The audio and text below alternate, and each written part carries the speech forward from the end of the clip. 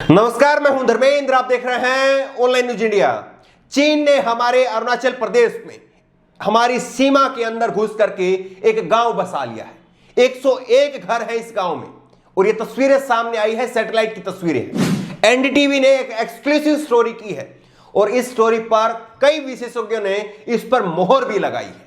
लेकिन आज तक की पत्रकार श्वेता सिंह, वही श्वेता सिंह जो 2000 के नोट में चिप को दिखा रही थी कि 2000 के नोट में चिप लगी हुई है, वही श्वेता सिंह भी मैदान में आ गई और सरकार की तरफ से गोदी मीडिया ने मोर्चा संभालते हुए कहा कि कहीं पर कुछ हो नहीं हुआ है। एक तरफ एनडीटीवी की रिपोर्ट है और दूसरी तरफ गोदी मीडिया की रिपोर्ट है। यह खबर विस्तार से आप देखिए किस तरह से गोदी मीडिया जो है वो सरकार का बचाव करती है, ये आपको दिखाते हैं। लेकिन सबसे पहले आप एनडीटीवी की खबर देखिए।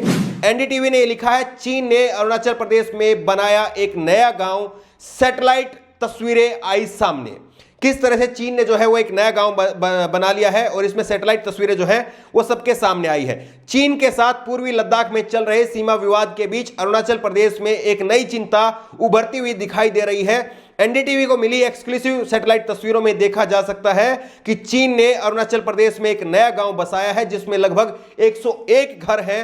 1 नवंबर 2020 को ली गई इन तस्वीरों को लेकर के जब एनडीटीवी ने कई विशेषज्ञों से संपर्क किया तो इसकी पुष्टि हुई। यह गांव भारत के वास्तविक सीमा के 4.5 किलोमीटर अंदर बना हुआ है और भारत के लिए बड़ी चिंता का विषय होगा, यह एनडीटीवी की तरफ से जो है वो कहा जा रहा है। लेकिन श्वेता सिंह मैदान में आ गई, मोर्चा संभाला सरकार की तरफ से और श्वेता सिंह ने ट्वीट करते हुए लिखा, किलोमीटर क्या मिलीमीटर भर भी जमीन पर चीन को हमारी सेना ने आगे नहीं बढ़ने दिया। पूर्वी लद्दाख में अलग अलग इलाकों में गई, जमीन पर तो क्या चाय में भी चीनी नहीं है। पेंगोंग लेक झील के किनारे बिना चीनी वाली नमक चाय यानी नून चाय। बहरहाल एक इलाके में सबूत मिलेगा तो अगले में विवाद उठाएंगे। श्वेता सिंह यहां पर एनडीटीवी की रिपोर्ट को काउंटर कर रही है और चैलेंज कर रही है कि किलोमीटर की तो बात आप छोड़ दीजिए, 1 मिलीमीटर भर भी जमीन जो है वो चीन ने हमारी सीमा पर जो है वो कब्जा नहीं किया है। यह श्वेता सिंह की तरफ से कहा गया है और कहा कि मैंने अलग अलग इलाकों में जो है दौरा किया है और इन्होंने कहा कि बहरहाल एक इलाके में सबूत मिलेगा तो अगले में विवाद उठाएंगे। यानी मैं कह रही हूं कि लद्दाख में कब्जा नहीं हुआ है, श्वेता सिंह ये कह रही है यहां पर कि लद्दाख में जो है कब्जा नहीं हुआ है और अब लद्दाख का हमने सबूत दे दिया तो एनडीटीवी ने अगले इलाके में जो है वो विवाद उठा दिया है अरुणाचल प्रदेश में। यह श्वेता सिंह की तरफ से कहा गया है। लेकिन आप क्रोनोलॉजी समझिए और किस तरह से देखिए श्वेता सिंह का ये ट्वीट है। आप नीचे देखिए, श्वेता सिंह का ये ट्वीट है 17:53 का, यानी 5:53 का। ये ट्वीट 18 जनवरी को श्वेता सिंह ने किया है और एनडीटीवी की ये रिपोर्ट देखिए आप। एनडीटीवी ने ये रिपोर्ट जो है वो पब्लिश की है 15:25 यानी 3:25 पर 18 जनवरी को दोपहर 3:30 बजे एनडीटीवी सामने आता है और एनडीटीवी इस खबर की एक्सपोज करता है कि किस तरह से चीन ने जो है वो गांव बसा लिया। लेकिन उसके बाद में शाम को 5:30 बजे श्वेता सिंह मैदान में आती है और श्वेता सिंह जो है वो दावा ठोकती है।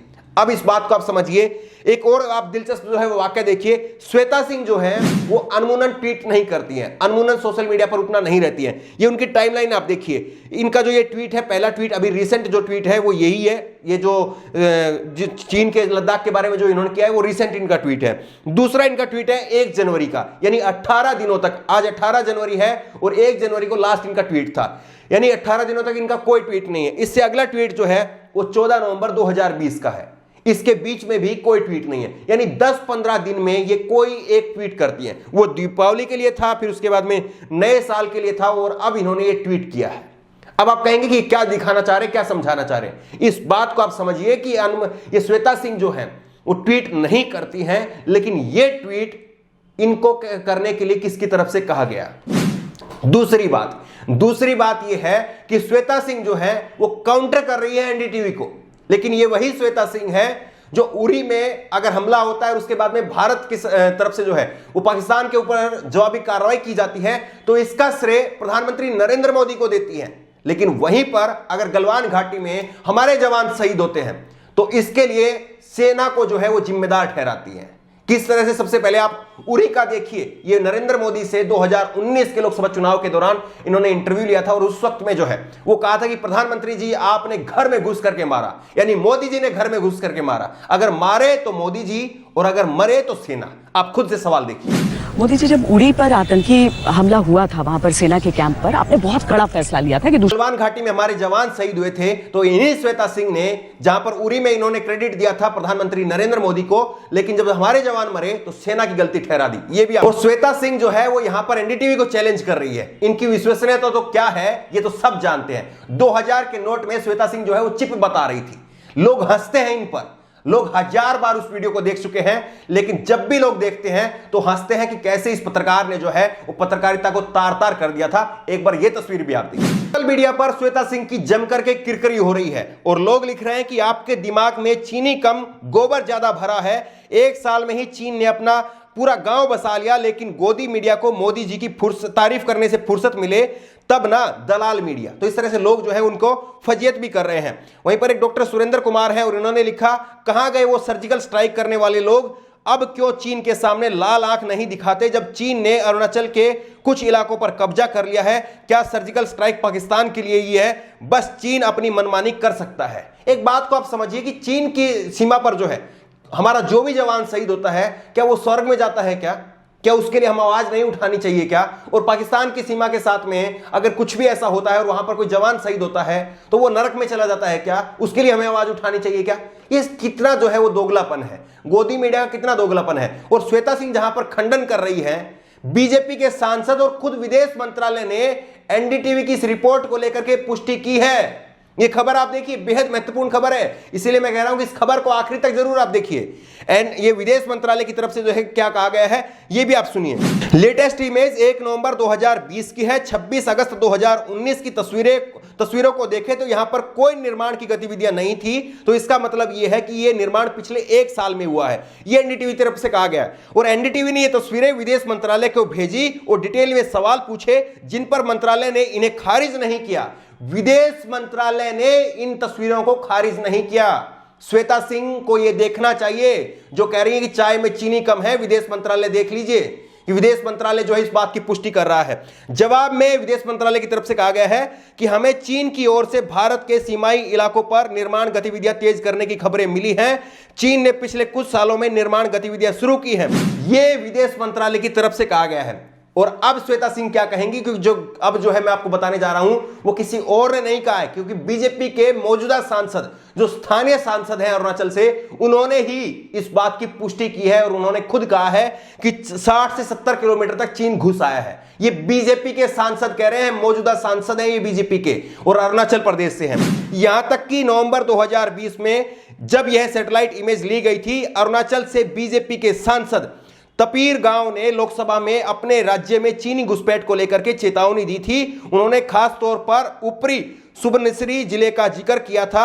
आज सुबह उन्होंने एनडीटीवी को बताया कि चीन ने जो निर्माण किए हैं उनमें डबल लेन की एक रोड भी शामिल है। उन्होंने कहा कि निर्माण कार्य जो अभी चल रहा है, अगर आप सुबनसिरी जिले में नदी के किनारे वाले रास्ते को देखें तो यहां पर कम से कम चीन ने 60 से 70 किलोमीटर तक अंदर घुस आया है। स्थानीय रूप से लेंसी नदी के रूप में जाने आने वाली नदी पर सुबनसिरी नदी जो बहती है के किनारे चीन ने एक रोड भी बना लिया है।